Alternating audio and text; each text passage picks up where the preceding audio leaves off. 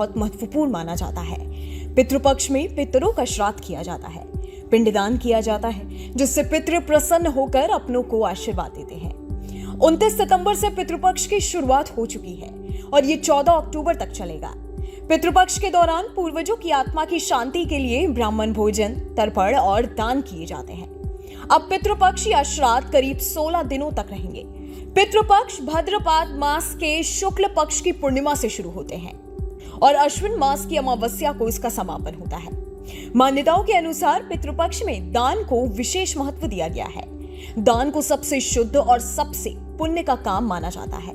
अगर आप पितृपक्ष में कुछ चीजें खरीदते हैं और उनका दान करते हैं तो आपके पूर्वज काफी प्रसन्न होते हैं। इसके साथ ही घर से पारिवारिक कलह दूर हो जाती है और परिवार में सुख समृद्धि बनी रहती है।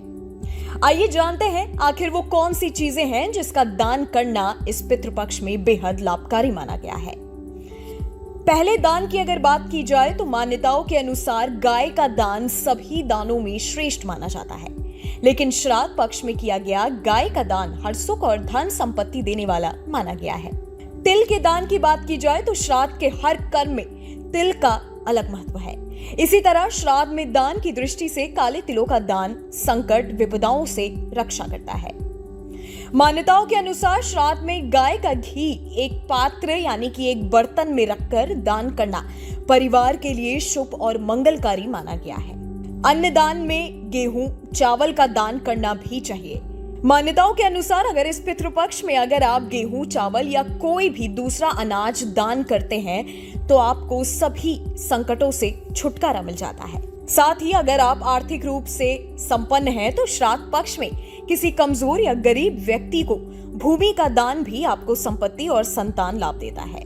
लेकिन अगर ये संभव नहीं है तो भूमि के स्थान पर मिट्टी के कुछ ठेले दान करने के लिए थाली में रखकर किसी ब्राह्मण को दान कर सकते हैं। अब वस्त्रों के दान की बात की जाए तो मान्यताओं के अनुसार इस दान में धोती और दुपट्टा सहित 2 वस्त्रों के दान का महत्व है।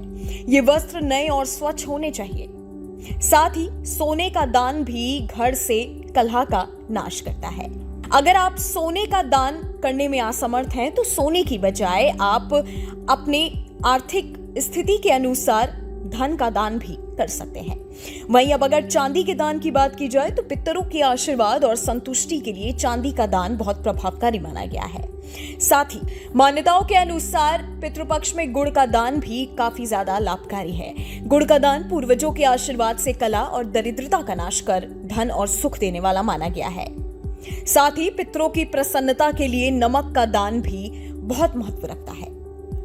इस वीडियो में फिलहाल इतना ही। हमारे YouTube चैनल न्यूज नेशन पर तमाम विषय पर खबर उपलब्ध है और भी लेटेस्ट जानकारी के लिए आप हमारी वेबसाइट newsnationtv.com पर विजिट कर सकते हैं। जाते जाते हमारे वीडियोस को लाइक करना और बेल आइकन को प्रेस करना मत भूलिएगा ताकि हर न्यूज अपडेट सबसे पहले आप